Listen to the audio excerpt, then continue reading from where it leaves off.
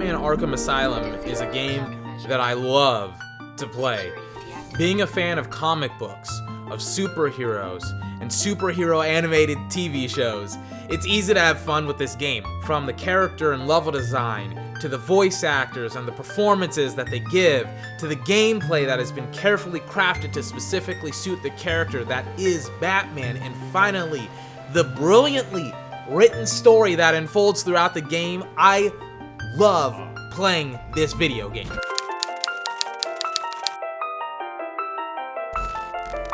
I very rarely talk about game design because it's not something that I really gave much thought about, because I would usually only focus on gameplay and story. But playing Doom Eternal made me appreciate how important it is to both the story and the gameplay. The voice acting of Kevin Conroy and Mark Hamill in this video game is absolutely legendary. Alert the warden. The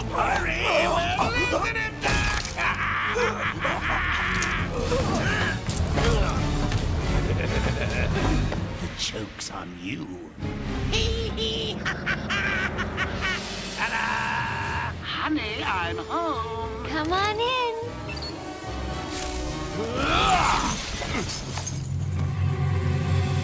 Welcome to the madhouse, Batman. I set a trap and you sprang it gloriously. Now let's get this party started. The different ways that they can express these characters interacting with one another in a fight, in a cutscene, and while walking down a hallway helps to highlight this legendary struggle between the Batman and Joker. The monologue at the beginning of the game where Joker is being put back into Arkham has so much foreshadowing in this video game.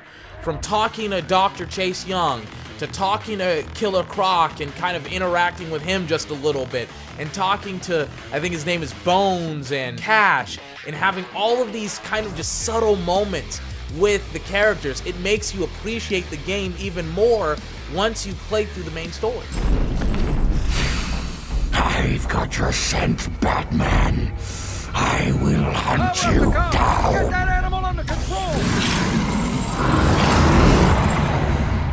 A toy collar won't stop me from killing you, Batman.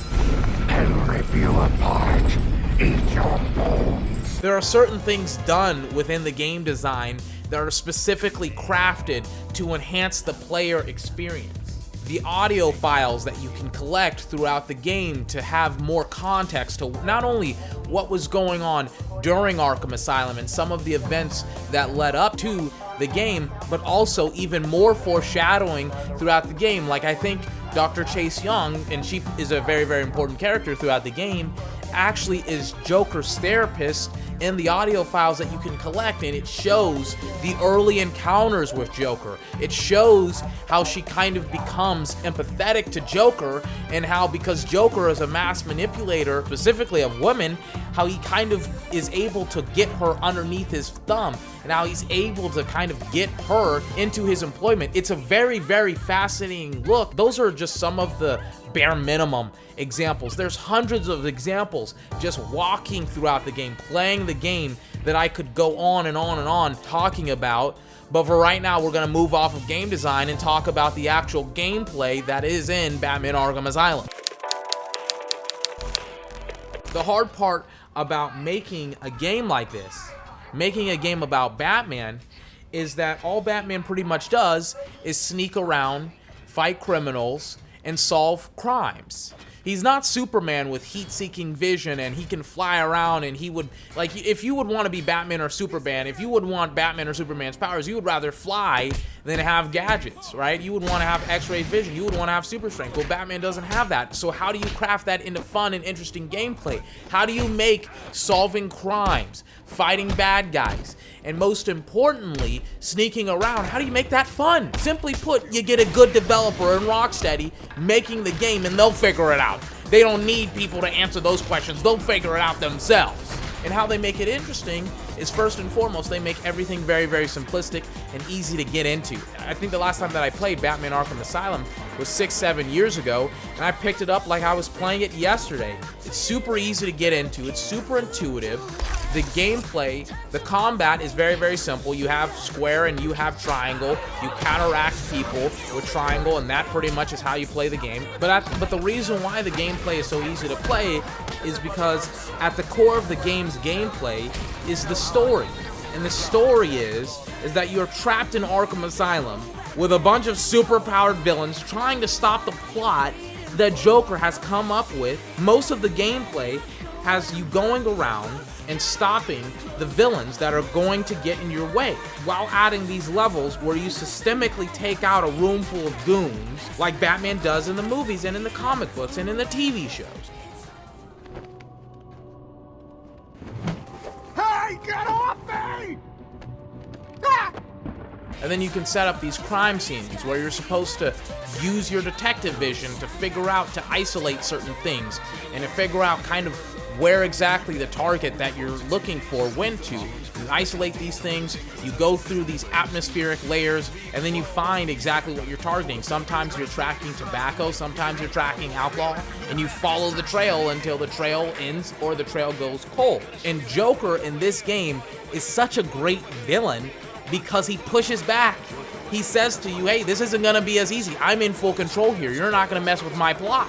So he sometimes gets in your way, and sometimes a trail goes cold, and sometimes you have to pick up another trail, and you have to go save this person and that person. You're playing as Batman. You're immersed in the game. The gameplay is there. It's immersive because it's real to the character. It's authentic. It's genuine, and it's so damn good to Batman. But it all falls into the realm of the story and being underneath that umbrella of everything that happens within the game's gameplay enhances the story of the game. Going back to Doom Eternal, everything about that game is centered and focused around gameplay, to the extent that the story, that some of the main story beats of the game are relegated to codex pages. The developer id Software said the most important thing about this game is going to be the gameplay, and they honed in on that, and the gameplay was great. But most importantly, because they knew what type of game they were making an action-based first-person shooter where the only thing that you did in that game was kill demons. That is the story of the game, and because they knew what they were doing, the story was great. Surprisingly enough, even though the majority of the story was in codex pages. The opposite kind of happens in Batman Arkham Asylum. It's the story that's the most important thing. It's this plot that Joker has created that may have taken months, if not years upon years. Like, he's got police officers working for him. He has some villains working for him, but really, the villains, they're kind of just doing their own thing. They're kind of obstacles sometimes, maybe not sometimes, but barely they help you. It's more along the lines that you beat the crap out of them and you gain information because you beat the crap out of them. I will break you, Batman. Then the Bruja. No, Bane. This time I break you.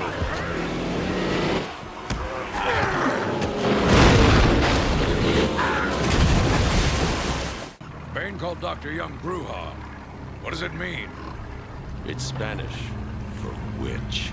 But for the most part, Joker is in full control over this situation. He's in full control over Arkham, and you're kind of figuring out why and how he's doing some of the things that he's doing. But most importantly, kind of you're connecting the dots, you're pulling the strings together, and you're unveiling this huge mystery that had taken up so much time, and you realize just how great of a character Joker is in this video game. And then on top of that, you realize just how formidable of an opponent Batman is just by looking at his batsuit.